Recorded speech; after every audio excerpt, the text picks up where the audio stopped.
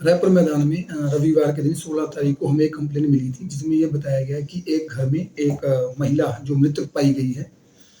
तो काफ़ी हमारी टीम जैसे एसएचओ साहब और मैं खुद वहाँ पे मौके पे गए थे, तो हमने देखा कि थोड़ा निशान उनके गले पे पाया गया। तो हमें लगा कि कहीं न कहीं इसके ऊपर किसी न किसी का षड्यंत्र हो सकता है या इन्हीं गला दबाकर मारा गया है।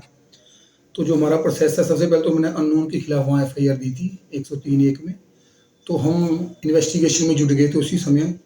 तो जैसे इनकी सीडीआर वगैरह हमने जो अप्लाई की थी वो आई, एनालाइज़ किया, तो हमें पता लगा कि इसका जो हस्बैंड है वो उस तारीख को घर पे आया था, क्योंकि वो पिछले 7-8 साल से घर नहीं आ रहा था। तो हमारा जो शक था थोड़ा मेरा उसी ओर डाइवर्ट हुआ था कि हो ना हो तो इसका हस्बैंड हो सकता है। तो हम उसकी लोकेशन के बिहाफ़ पे हमने जब देखा कि वो 16 तारीख को ऊना में आकर के और 16 शाम को रविवार के दिन वो ऊना से रेलवे स्टेशन से दिल्ली चला गया। तो काबिल तारीफ़ काम रहा एसएचओ साहब का, जिन्होंने दिल्ली जाकर के इसको कैच किया और वापस आए। तो कैच करते उसने ये कबूल भी किया कि मैं घर आया था और मैंने एक रस्सी का दुआ बनाकर उसके गले के ऊपर कि मैंने उसको मारा है। तो एक बड़ी सफलता रही। सिर्फ 48 घंटे में इस चीज़ को हमने सुलझाया है। इसके लिए मैं एसएचओ साहब का बहुत धन्यवाद भी करता हूँ कि इतना तेज़ तर्रार होना पुलिस को एक अच्छी मतलब जीत हासिल है। एक तरफ से मेरी तरफ से तो एक जीत हुई हमारी पुलिस की, सच की जीत हुई है। और दूसरा हमारे पास एक मुकदमा था एफआईआर नंबर 3/25, जिसमें एक 15 साल की लड़की प्रवासियों की वो यहाँ से गायब हुई थी ऊना से। उसको भी हमारी टीम ने, जो एसएचओ साहब के नेतृत्व में वो टीम बिहार गई, उस लड़की को रिकवर करके उनके घर परिजनों को हमने सौंपा है। सर, हिमाचल जैसे शांत राज्य में इस प्रकार की फिल्मी स्टाइल से हत्याएं हो रही है, क्या कारण मानते हैं? देखिए, इसको आप ये बोलते हैं कि मानसिकता, ये मानसिक जो अपराधी होते हैं इनकी मानसिकता बड़ी कमज़ोर होती है। छोटी-छोटी बात पे गुस्सा हो जाना या छोटी-छोटी बात के बड़े इश्यू बना देना, ये ना मानसिक रूप से ये लोग कमज़ोर होते हैं। जैसे आपने कई बार सुना होगा कि छोटी बच्ची के साथ रेप कर दिया, ये कोई एक समझदार व्यक्ति का काम नहीं होते, मानसिक रूप से ये लोग बीमार होते हैं।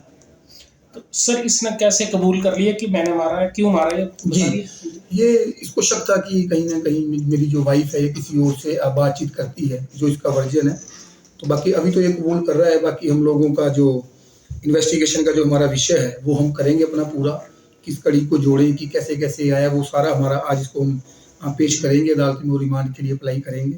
तो देन हमारा इन्वेस्टिगेशन का जो नेक्स्ट प्रोसेस है वो हम पूरा करेंगे। लोगों को क्या अपील रहेगी आपकी?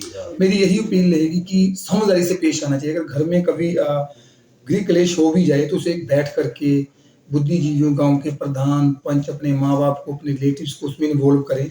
कभी भी बात को ज़्यादा इस लेवल पे मत लेके आएँ कि हम किसी की जीवन लीला समाप्त कर दें।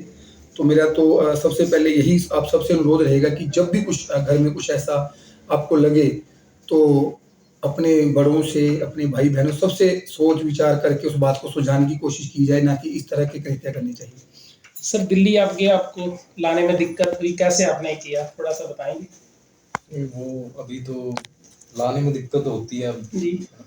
मतलब वो डीएसपी साहब को देखिए, परेशानी तो होती है। सर कैसे ये देखिए, ये इन्वेस्टिगेशन का विषय ये हमें शेयर भी नहीं करना चाहिए, नहीं तो जो जहाँ दिल्ली आप पहुँच के भीड़-भाड़ क्षेत्र है। हाँ, तो वही मैं बता रहा हूँ, इन चीज़ों में बहुत परेशानी होती है। तभी मैंने बोला है कि ऐसे जो रोहित जी हैं इनका काबिल तारीफ़ ये काम है। टेक्निकल ये चीज़ें होती हैं वो हम शेयर भी नहीं करना चाहते, पर ये तो है ही। मैं इसीलिए इनकी पीठ बार-बार थपथपा रहा हूँ कि इन्होंने जो ये काम किया ये काबिल तारीफ़ है। और जब से यहाँ दिल्ली में कैसे इन्होंने पहचान ली कि वही व्यक्ति? नहीं, फोटो थी हमारे पास, फोटोग्राफ्स इनके पास थी। बाकी आप करो शेयर अगर आप कुछ करना चाहते हैं थोड़ी बहुत जानकारी। आपने बता दिया वही है कि इसमें टेक्निकल वो आपकी बात ठीक है, वो टेक्निकल आपके अपने होते हैं, पर वैसे कि भीड़ में जाके देखना और उसको फिर पकड़ना, ये इसी चीज़ की तो हमें ट्रेनिंग दी जाती है। यही हमारी ट्रेनिंग है। जब हम बोलते हैं कि पुलिस की 2-2, 3-3 साल ट्रेनिंग चलती है, वो इसीलिए होती है कि किस तरीके से कहाँ भीड़ के इलाके में या जहाँ आप किसी इंसान की पहचान भी नहीं कर सकते उसको कैसे पहचानना है, वो चीज़ें हमें ट्रेनिंग के दौरान सिखाई जाती हैं। ठीक, इसको आप गोपनीय रखेंगे? जी। ठीक है, धन्यवाद सर।